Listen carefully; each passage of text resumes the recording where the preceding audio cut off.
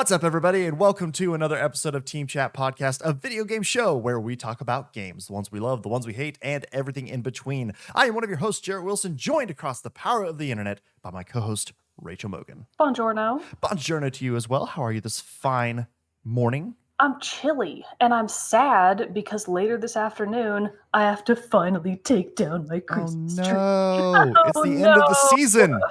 It is currently January 17th at the time of this recording. So it's going to look real awkward when I just kind of drag my tree down to the curb a month after everybody else did. Like, whoops. Got that sad Charlie Brown music going. Yep. Do, do, do, do, do. Just walk with your head down as you drag it slowly behind you. This thing is a fire hazard. Like, if you touch it, it is crispy. It's brittle. It's a little brittle. Crispy and brittle. You have to be careful, like, if you light candles and stuff. Oh, don't yeah, get a match like, within 10 feet of it. The lights are going to have to be absolutely unplugged, no spark possible, so that it doesn't just instantly catch flame like a match. Because it would. Man, I like one time we had a real wreath that we had hung on our door, and after Christmas and stuff, we just burned it in our fire pit. But yeah, oh my God, I was not expecting it. Just like whoosh, and I was like, oh God, They go up fast. They do. They go up real fast. Oh man, but when we're not burning trees in wreaths and stuff like that, we're here to talk about some games. Because those new podcast episodes of Team Chat Podcast come out on Tuesday mornings at 9 a.m. Central Time. You can listen to those on podcast services around the World Wide Web. Watch the video versions of each episode over on our YouTube channel. Links for all that are in the description below. You can also find us on social media such as Facebook, Twitter, and Instagram. You can join our Discord server where we have a lot of great fun gaming conversations when we're not here recording the show, as well as a whole lot of other fun conversations too about a variety of different topics. It's just general chit chat happening over there on the Discord. It's a good old time. But if you'd like to help make the show bigger and better, you can head over to patreon.com/teamchatpodcast, where for as little as $1 a month, you can support the show. And in return, we'll give you cool perks like getting the episodes early before their general Tuesday release, access to a private channel on our Discord server solely for our patrons. And actually, a little addendum to this, we have always been calling this Patreon, but because Mogan now is a pro streamer and she has several subs to her Twitch channel, we are now going to be bringing in subs to our respective Twitch, either My Name Is Not Morgan Twitch channel or the Team Chat Podcast one. We are now bringing subs because we're like, oh, that's silly. They should be. They're monetarily supporting the podcast. They should get the same benefits. So supporting us on patreon.com or twitch.tv/teamchatpodcast or twitch.tv/mynameisnotmorgan will get you into all these same fun benefits as well. But you can do that just like James K, Ben W, Michael B, Future Rascal, Andrew M, Michael S, and Brandon W have done. So thank you all for being patrons of the show. We love and support, and we love you very much. Heart emojis. But if you can't do that, that's no big deal at all. We totally understand. But there are a lot of great ways that you can help support the show that are free ways, like telling your friends, writing us reviews on wherever you're listening to or engaging with the show. Just, that good old word of mouth marketing and just getting us out there in the universe. That helps us all as well make the show bigger and better. And for that, we are also incredibly grateful and love you all. More heart emojis for you. But a smaller heart. I'm trying to make it actually look more heart. I'm pretty sure. Oh, I can't even get it on there. I'm not even on the screen. There it is. Well, if we want them to actually look heart-like, we should shape them more like anatomically correct hearts. We just get a model of like a heart and we just hold it up. Next time I'm at the doctor's office, I'm totally going to steal one and be just like, swipe this is it. mine now. I need this. You don't understand. For very don't question reasons. Don't worry about it. Oh man, but before we get into the main topic of the day, let's get into a little bit of news and what's coming out soon in our Moment with Mogan. All right, a lot of stuff is coming out this year, but not necessarily this month. January is looking, reasonably light because, of course, all the big stuff already came out in December, and all the other big stuff is coming out later this spring.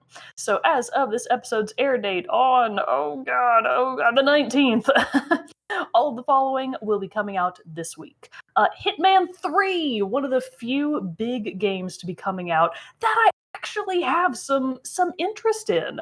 That's pretty good. I like sneaking. I like stealthing, not in Skyrim, but in other games. So Hitman 3 is coming out for PS5, Xbox Series X and S, PS4, Xbox One, Switch, Stadia, and PC. So it's basically coming out for literally everything except mobile. And that's coming out January 20th again. On the 21st, we have Ride 4 for PS5 and the Xbox Series XS. Cyber Shadow comes out for PS5, PS4, Xbox One, not the new Xbox consoles, Switch, and PC on January 26th. And then the next game, I am not sure if my current source is incorrect about this because here it says that Stronghold Warlords for PC is coming out January 26th. But if you actually go to their website, the Stronghold Warlords website, at least for Steam, it shows a release date of March 9th. So I Oh, suspect that this has perhaps been delayed a I would little bit. imagine then, I guess, and that wasn't updated in Yeah, the it probably article just source. Yeah. wasn't updated. So I believe that's actually a March 9th game, but I don't know, maybe check on January 26th just in case. I It might forgot be I out. downloaded the demo for that and I haven't played it yet. Yeah. Damn it. I need to play it. So that's coming out eventually, maybe this month, probably March 9th. And then just because it's a light month, let's go ahead and close it out. Olija comes out for Switch and PC on January 28th. So does The Medium. Ooh, I hope that's psychic Ooh. stuff. And that's coming out for Xbox Series X and S and PC, a rare exclusive. And then the Yakuza Remastered Collection is coming out for Xbox One and PC on January 28th. And that'll close out the end of the month. Very nice, very nice. We also had a couple quick little news stories too that broke within the last week, such as, well, the Cursive Team Chat podcast has struck again because last week we did our most anticipated games of 2021 with the guys from Triple XP podcast, Mike and Shane, and we were talking about that before we started recording, or like during the episode too. We were saying like we always talk about these games, but then I feel like every time we do, these games wind up being delayed. And that has happened with Shane's pick. The one I think he said he was most excited about too. Hogwarts Legacy has now been delayed until 2022. Yeah. So not going to make 2021. I think the first really big like delay of the year. I feel Yeah, like. pretty much. At least it happened quickly. At least you won't. Yeah, at least it wasn't like along the whole year. or a month before release date, and then they're like, Yeah. ooh. Yeah, Although I feel like because at it's not least supposed they to, did it wasn't supposed to come out early. until like the summer. I feel like. So. Yeah. But all things considered, it's expected. It's a big game. Yeah. There's supposed to be a lot that's going to go into it. It's supposed to be very expansive. Delays are they're so common at this point. Yeah. So not very surprised. And also, sure, it might feel like a curse for Shane, but it's actually a blessing because This is now true. he has time to read all the books, take his Pottermore quizzes, and make sure that he is properly aligned for when he's able to actually get his hands on the game. So this is your homework period. Chop, chop. And not to mention too, means the game's just going to be better. So That's true. Yeah. those delays are for a good thing. Let's always remember that. But then the other news is that Pokemon Snap has its official release date announced of April 30th of this year. So that one will be pretty cool to see. Yeah. I have fond memories of playing the demo of that in Blockbuster, of the original Pokemon Snap. See, I never got to play the original, so this will be my first time getting to actually play Pokemon Snap, and I'm so excited. It seems Nice. like exactly the right brand of chill that is exactly up my alley. Because on the one hand, I do love the Pokemon games. On the other hand, I do feel kind of bad about kidnapping these wild creatures and forcing them to battle for me. So this is just the nice medium of I'll just take pretty pictures of you, you just look cute, and then we'll go our separate ways. It's like, yeah, that's exactly the kind of experience I'm in here for. Right. It'll be a good time. But now it's definitely coming out, we know, for this year, April 30th. Of 2021. But then Mogan, my God, we have one more big story that broke within the last week that I am super jazzed about. At the beginning of last week on Monday, which Monday was, I don't remember the date exactly, but that Monday of last week, Lucasfilm Games put out a teaser video, sizzle reel, if you will, of all these old Star Wars games and everything like that. Made this whole big reel because now they are saying that Lucasfilm is now bringing everything under anything that's like a Lucasfilm property is being brought under in a video game is going to be brought under the umbrella of Lucasfilm Games. Then the very next day, Tuesday, they announced, hey, Bethesda is going to be making us an Indiana Jones game. The world was like, what? What? Hello, that's exciting. And then the very next day, Wednesday of last week, they announced that Ubisoft, a Star Wars game, and it is going to be an open world, story-driven RPG experience. Or I guess they didn't really say RPG. They just said open world, story-driven game that is going. And oh my God, Mogan, I am hyped. I'm beyond hyped. Your dreams are finally coming true. I do wonder if they're gonna like contact that studio that closed and be like, "Can we get you guys' notes from that game that got canceled? Right? Send Like, us that's all that concept stuff." That's what I was saying. I was like, oh my God, I wished for a revival of Star Wars 1313. And I will say, just Jason Schreier had kind of like a response to that, because obviously that's what everybody was blowing up, like, oh my God, are we going to get 1313? And he was like, no, don't hold your breath for that, because he even said like the code is like 8 years old at this point. Like it's a very like, it's been shelved and like being a lot of stuff, but that doesn't still allow for the possibility that we will still get a similarly styled game. We may still get a bounty hunter game. It just won't be called Star Wars 1313 maybe, or something else. Like, who knows? But it's just exciting that EA's period of exclusivity with the Star Wars license is now over. Oh, thank God. That doesn't mean, though, that EA can no longer make Star Wars games, because now it's, again, with the Lucasfilm Games announcement, Lucasfilm Games is going to be able to partner with any studio they want to be able to make all these different games. So that's like now Bethesda doing the Indiana Jones, Ubisoft making the Star Wars game, but EA can still make Star Wars games too, and will continue to be making Star Wars games, because we already know there's a sequel for Jedi Fallen Order in development with Respawn. So it's not ending EA's Star Wars history or anything like that. It's just we're moving on to the next chapter with a lot of fresh life being breathed into those games, because I think that's just what we need. Because even though the Battlefront 2 fiasco happened and was terrible and that was really rough, like they definitely did kind of turn that game around, and after they took out all those things, and it's a very fun game to play. Squadrons has been an outstanding experience. I've had a ton of fun playing that, and then of course Jedi Fallen Order was also a very fun game. So I'm not saying that like good riddance, because EA gave us some good titles. I think EA could have done more with the license when they had it, but I still think this is going to be a great time to be able to get some fresh life breathed into Star Wars games, and I'm very, very excited to see what Ubisoft can bring, because I hold, this may be a contentious opinion, but it's my opinion. Oh God, here it comes. That Ubisoft is like one of the top open world game developers at the moment. Gotcha. Valhalla is fantastic. Odyssey is a lot of fun too. Assassin's Creed Origins is great. And then I know the Tom Clancy game, the most recent one, was not loved really well. But Rainbow 8 Siege? No, I don't know what they're Breakpoint, called. I think. Sure. I don't remember. Oh, Ghost Recon Breakpoint. Yes, thank you. I think you were getting there. God, the names are so dumb. But that's for another day. Continue. But so I know that one was met with some criticism, but they also did Immortals Phoenix Rising, which has been getting incredible press. So I think Ubisoft is like one of the best studios to handle a big open world game like this. Yeah. So I am excited to see what they bring to the table. The galaxy. Oh my! I still do really want to play Immortals Phoenix Rising. So I do too. It's on my list. I just happen to have all of these other games right now. It's so tough. Being a gamer is hard. It really is. It really is.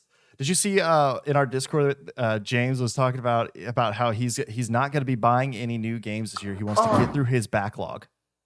Griswaldo. God, what was that? Grizz?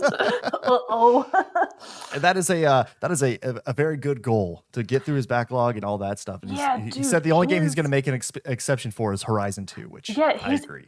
And his list is wild. So basically what he's saying is, as long as I can beat these games in approximately 2 months, I'll have them all finished within the year.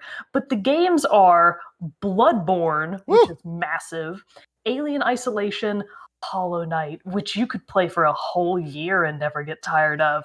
It would take me that long to beat it, I think. Yeah. Nier Automata, which is massive. Breath of the Wild, which is massive. And it's like, bro.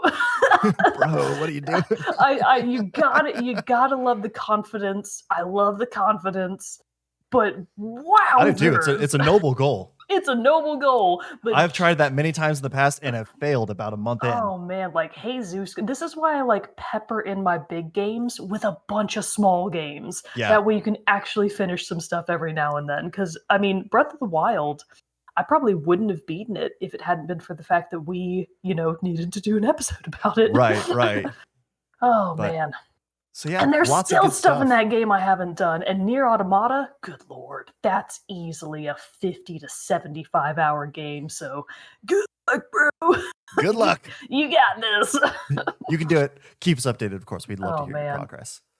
But let's jump now into our main topic of the day, which we are bringing 2 reviews for everyone to enjoy. And Mogan's going to kick it off with a review of a game that she has recently been playing through. So what you got for us today? I sure am. So I'm going to be talking about an oldie but goodie that I am so excited to actually be able to talk about now, because I always wanted to play it when I heard it was coming out and just never got around to it. It was just one of those games that I heard about, thought that sounds awesome, never picked up. And it is Puyo Puyo Tetris.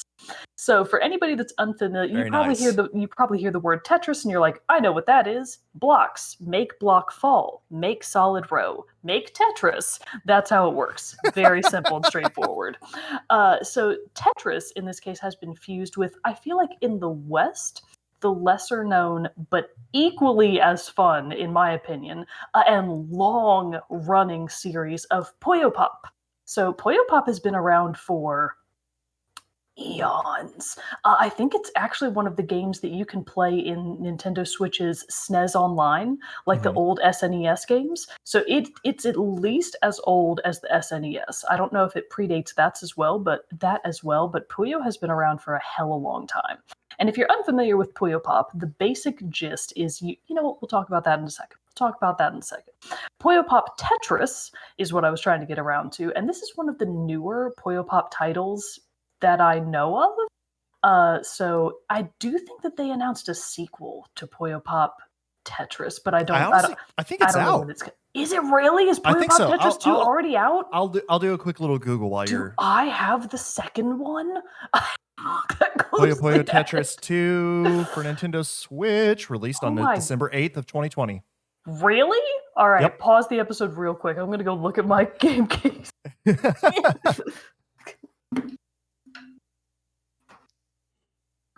what you doing, kitty? What you doing, big cat?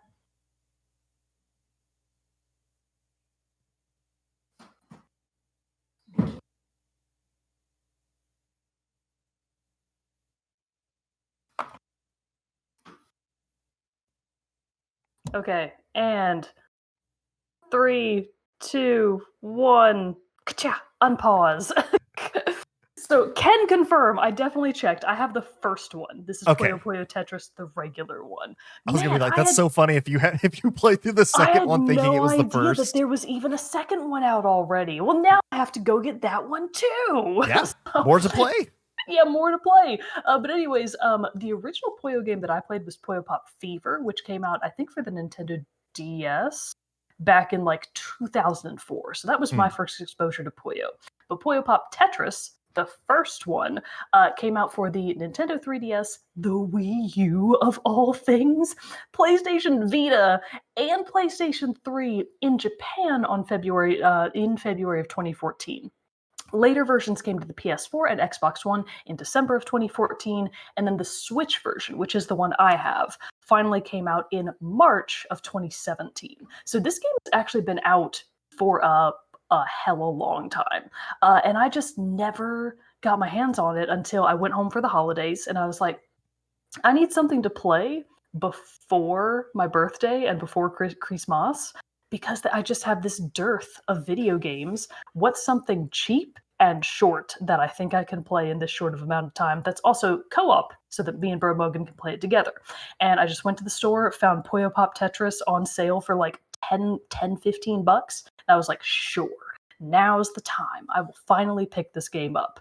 And I am so glad that I did, because it's wild. It is, I have never in my life felt stupider playing a game. I have never felt so dumb in my life. It's incredible how much of a dunce this game can make you feel like. So the premise then is the fusion of Puyo Pop and Tetris together in one. So to explain Puyo Pop, because I feel like people don't know what that is. Yeah, I have no idea Puyos. what that is. So luckily I have our handy dandy visual aid right here, as long as I can get the glare off of it. So these are Tetris blocks. In the context of the game, they're called tetraminos. I don't know if that's correct, but that's what they call them. Okay. And then these little blobular buddies here, these little round friends that all have different expressions and whatnot, those are Puyos. Okay. So Puyos are basically just little gelatinous orbs, and they're just cute. And when you smush them together, they make a little squish sound. Aw. Because Puyos come out of, it's set up very similar to Tetris, how you have like a vertical screen of X amount of rows wide and X amount tall. And you are basically trying to fit squares, which in this case are your Puyos, into those slots to create combos. So you're trying to both eliminate your Puyos and chain together combos to get what is basically super attacks against your opponent. So with Tetris, you're just lining up rows perfectly to be able to eliminate those rows and either get points or, in the context of Puyo Puyo Tetris, attack your enemy. But with Puyo, it's not exactly the same, because what happens is two Puyos, like a little stack of two, and they can be any color. It can be two blues. It can be a blue and a yellow. It can be a purple and a red. It can be a green and a something else. Typically, two Puyos will come down from the ceiling, and they'll just like, how am I trying to say this? Two Puyos will come down from the ceiling, and you have to place them strategically to try and chain together a combo, because when you put together four Puyos of the same color, they disappear. So to give kind of a visual aid on how this might work, let's say that you're able to get 3 yellow Puyos at the very bottom of your screen, all lined up in a row. On top of that, you have another solid row of 4 red Puyos. Then above that, one of the Puyos on that row is yellow. If you're then able to eliminate the red row, that one will disappear, and that additional yellow Puyo you had up at the third row will drop down, eliminate the yellow row, then you've eliminated the red and yellow rows at the same time, and that's a chain. Gotcha. So that's kind of the ideal way that you play Puyo Pop, is your little Puyos come down from the ceiling, you rotate them, much like you rotate Tetris blocks, and then you place them strategically where you think they will be able to get you maximum value. Sometimes you're scrambling just to try and clear your entire board as quickly as you can, which is actually a bonus. You can get a clear state, and that's like extra points or whatever. Or you're trying to really block them in super strategically to create massive chains, which are just devastating combos. So that's, I'm sure, incredibly rewarding when you pull off. Like, you get such like an endorphin rush. You're like, yes. Oh, yeah, it's incredible. You're like, I'm a genius. No one is smarter than me in this world. I'm the best around. Nothing's ever gonna bring me down, etc. So that's how Puyo Pop works. So the fusion then of Puyo Pop and Tetris is wild. And the game, so I don't know what I was expecting from Puyo Pop Tetris, because I really knew nothing about it other than I know what Puyo Pop is, I know what Tetris is, I feel like I kind of get the gist of what they're going for. In the context of Puyo Puyo Tetris, there's actually a shockingly expansive, because I bought the game for it to be co-op. I bought it so that you can face off against your friend, which you can do either online or local co-op. That's the purpose that I purchased it for. As turns out, Puyo Puyo Tetris has a super expansive story mode, like a single-player story mode that you can play through, where it's you versus the AI, just whatever computer character you're up against at the time. But the story is wildly funny, and it is incredibly in-depth. Like, this is another game where every single character is really like lovingly voice acted. Like, they're all voice acted, even though it's just like little 2D anime people just kind of talking to each other on screen with text box. All of that is voiced, and it's actually done really, really well. And Bro Mogan is the one who pointed out to me, one of the main characters, her name is Ringo. I was like, why does her voice sound so familiar? She voices Idia Lee from Bravely Default and Bravely Second, who is cool. Like one of the main characters from that series. And you hear her all the time, because Bravely is another one of those series that is just wonderfully voice acted. So I was like, oh my God. And we looked up a bunch of the other characters, and they are all like kind of big time voice actors and actresses. So it's like, wow, they really got some big names to be in this game. Can confirm for sure that that Matt Mercer is in it. He probably is, though. He's in everything. So the setup then is that the guys and gals and creatures of the Puyo Pop world, which is Ringo, Amity, a couple of other people whose names I can't remember right now, they're just living their regular school life, and then all of a sudden these gigantic blocks come falling out of the sky, and they're like, oh, what's happening here? And Should we be concerned? their world is like physically covered in Tetris blocks, and they're like, oh man, what do we do about this? So the Puyo world is basically being invaded by the Tetris world and vice versa, because the game is basically set up. These are two separate universes that are accidentally being fused, like dimensionally, interspatially. So it's like an interdimensional problem that Tetris and Puyo are meeting in real life, which is a hilarious way to set up the game's premise, because that's what's happening. Because how this actually works in gameplay is, depending on what mode you're doing, you on your screen might be playing Puyo Pop. The AI might also be playing Puyo Pop, or they might be playing Tetris. You can both be playing Tetris at the same time. You can be playing Puyo Fusion, like Puyo Tetris Fusion, which is every so often the screens will flip back and forth between, now you're doing Puyo, now you're doing Tetris, now you're back to Puyo, but the things you did in Tetris are still happening on a smaller screen below. So it smashes them both together very forcibly, which is just what a concept, because this Yeah. is even more interesting when you think about it physically, because Tetris blocks are very concrete, physical blocks. Puyos are gelatinous. They're little, like, not incorporeal, but they're very squishy. So if you're doing your Puyo stage and then a Tetris block comes down from the top, that Tetris block is actually going to destroy your Puyo, because when it lands on them, it's heavier than them. So it will destroy Puyos and go down to whatever the next Tetris block is. So it's a bananas game that has a ton of different modes that all kind of incorporate the same idea in different ways. And it can be thrilling, it can be infuriating, and it can just be wild, crazy fun. Like, my heart rate gets up in this game because I'm like, I can do it! This stuff isn't hot in here! Just Yeah, it like, sounds oh like my it's God. very frantic, and like It's it's very like probably frantic. starts off and you're like, oh, I got this, no Yeah, I big got deal, and this. then it just And quickly then, accelerates, and you're just sitting there yep. like, oh boy, that Oh escalated no. quickly.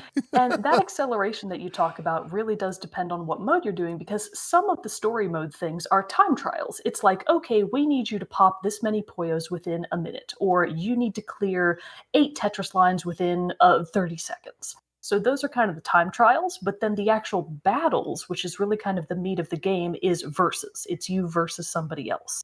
So how that works in the context of the game then, and this is very Puyo Pop, this is something that, and also very Tetris.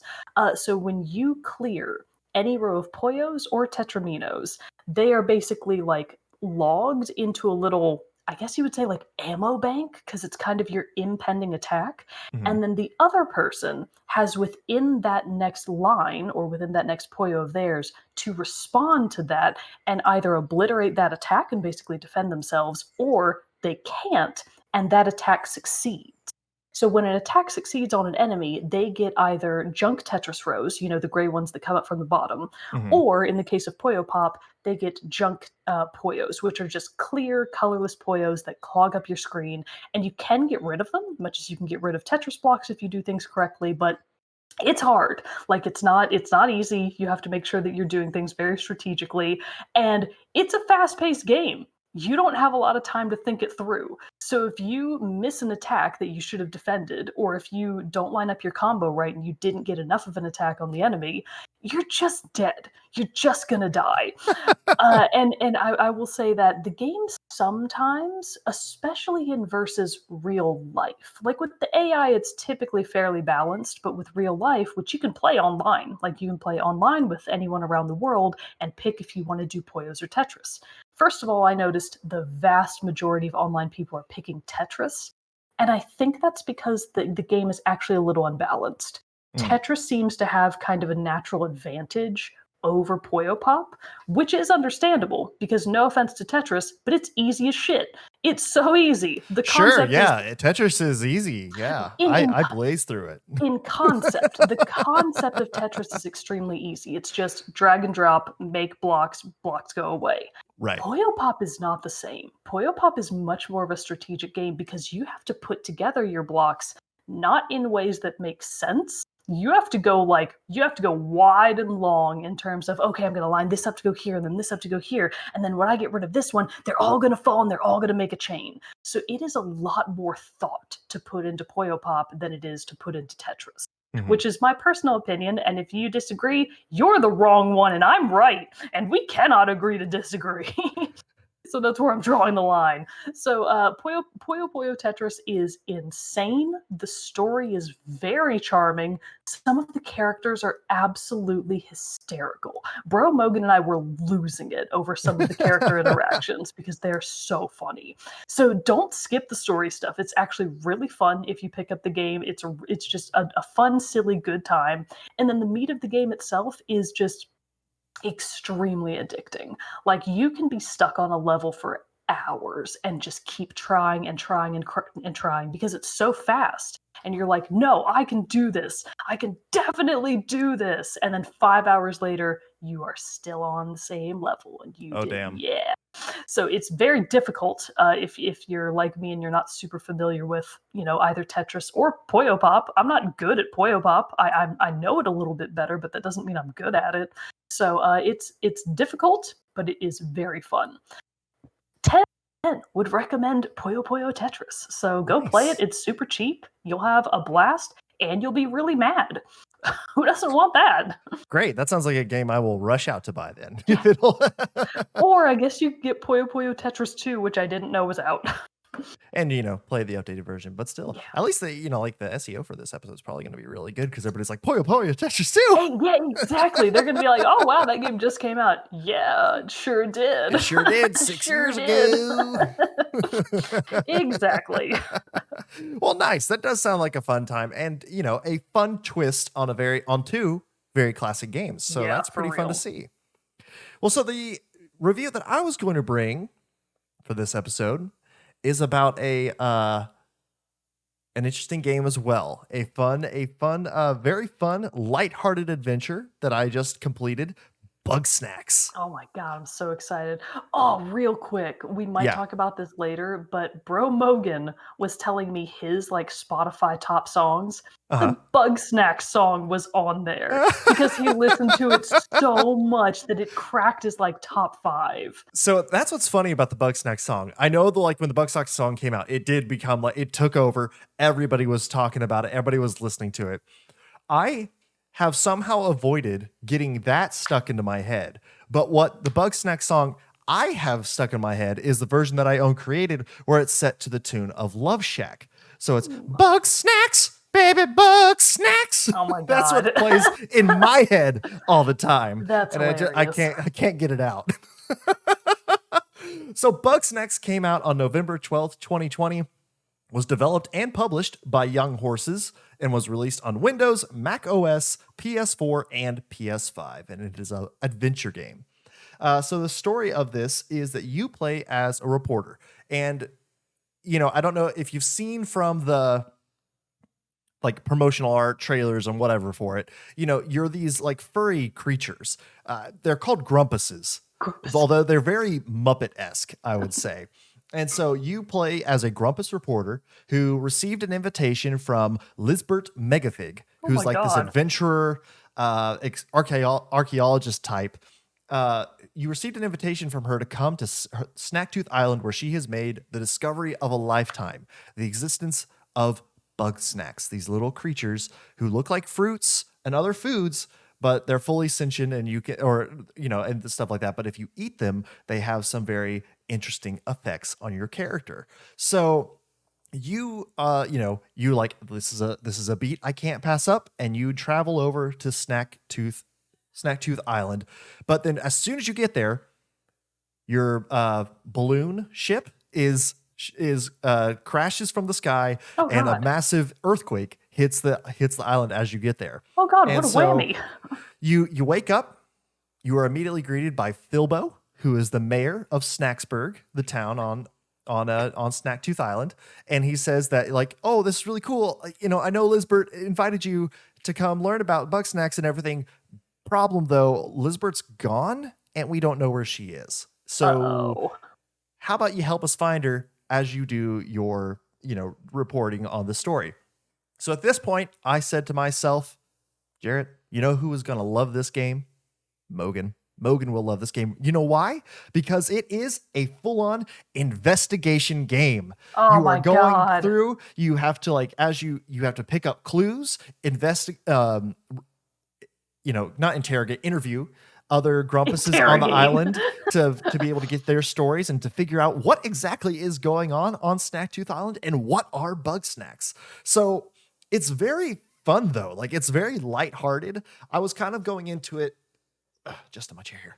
I was kind of going into it like, I don't know what this is. This looks like this will be very entertaining for sure. But I was also like, I don't know how well this is going to click. But I played through the whole thing pretty quick, like within a week and a half time, I'd say. So it's not, I meant to actually look and see how long it took me to finish it all up.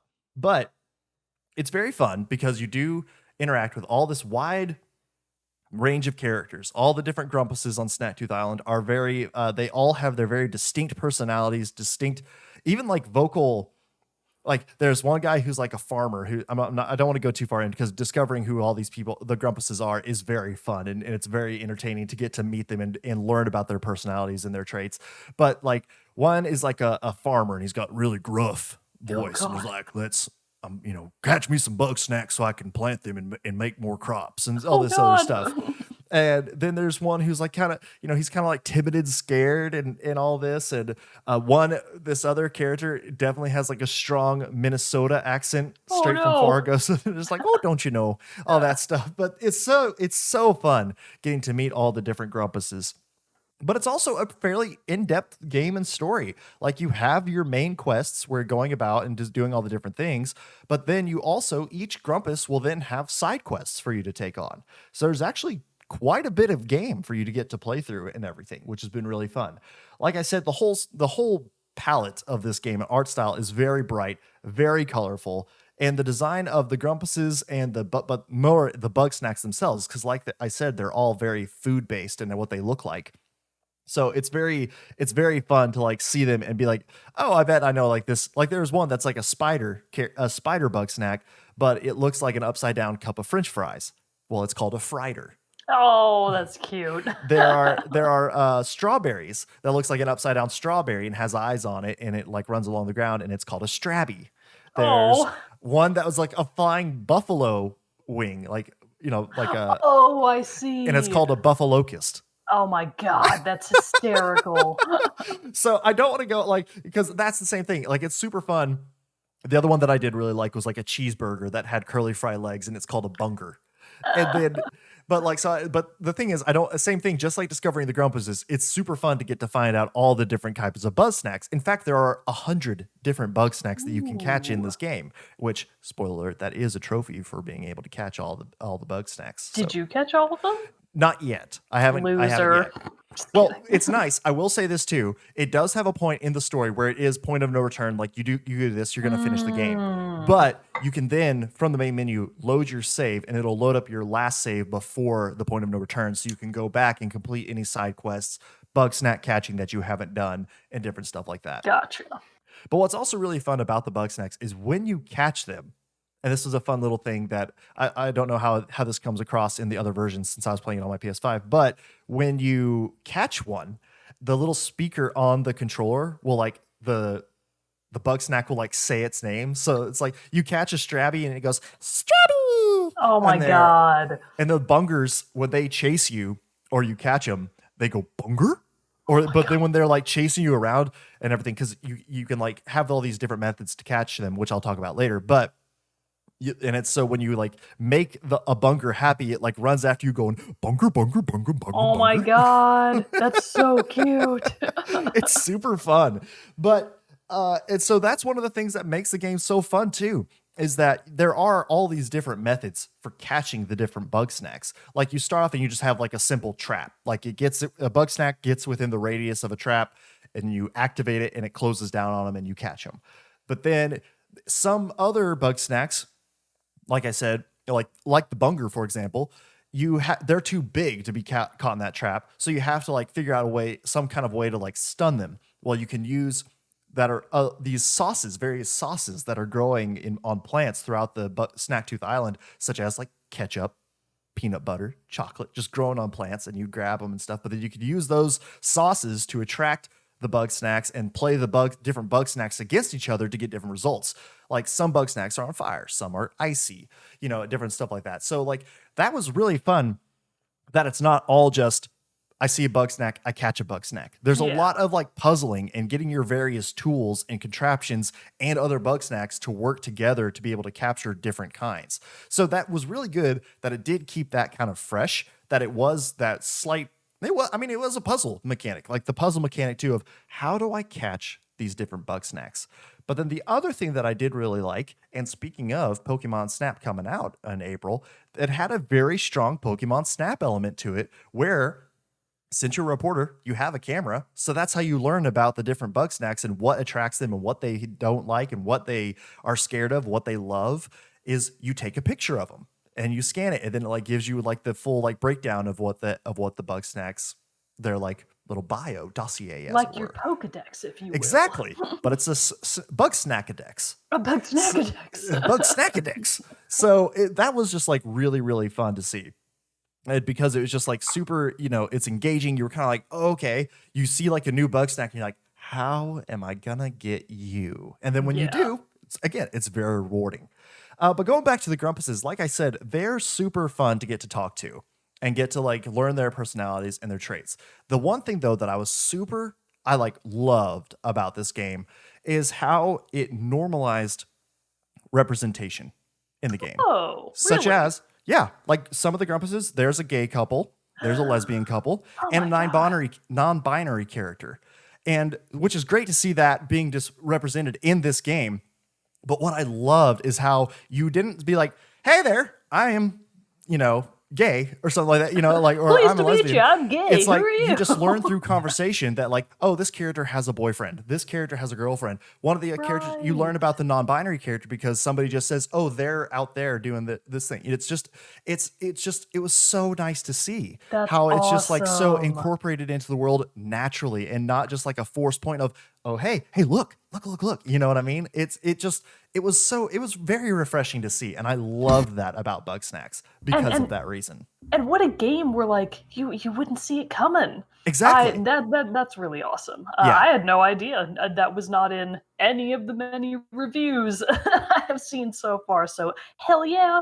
Yeah, you love to see it, and I love to see it. Yeah. The writing was super fun as well. Like of course, like a game like this, you already know it's going to be silly. You even knew from the trailer it was going to be silly because at one point in the trailer, Philbo comes up to Lizbert, because that's who like the main character in the trailer, like talking to you about it, is Lizbert Megafig in the trailer for the game. And Philbo comes up to her at one point and he's like, I need help. I can't pick this up with my weenie hands, because he had like, because that's the thing about the bug snacks, and you know this from the trailer. When you eat a bug snack, it changes a part of your body to be what that snack is. So like Philbo had eaten a hot dog bug snack or something like that, and it made his hands both into weenies. And so it was very, so you obviously know there are going to be a lot of good jokes around that. There's going to be a lot of puns, fun wordplay, but then also a very fair share of eye rolling while laughing dad jokes, like kind of stuff, because it just made for a very, very light and fun game, which it was just really fun to play through. Let's see. And so, and then like the snackification, because that's what they call it when you're able to be changed and morph through the bug snacks, is called snackification. And so it's kind of fun because some Grumpuses will request certain snacks for you to feed them, but you can also just catch bug snacks and feed them to them at will, and then change them to whatever you want the Grumpuses to look like. So it's a lot of like fun puzzling around, like customization in a way of getting to play with the different snacks and see how that snack is going to represent itself on the various body parts of the Grumpuses. So it's just fun. It was just such a delight to play through. Again, I was kind of worried about like, I don't know how this is going to go, but I'm going to try it out. And I wanted to come back to it. I wanted to keep playing it. It wasn't like, okay, this is fun, but I want to finish it now so I can have a review. Like, I legitimately enjoyed playing through the game. Really, So- the only... Oh, sorry, go ahead. I was just going to ask, it seems like it's a fairly short game, so how much time do you think you put into it? I want to say, I should have double checked this. Actually, let me see if I can find it on my phone, actually, on the PlayStation app. Let me see if I can see. I should have checked.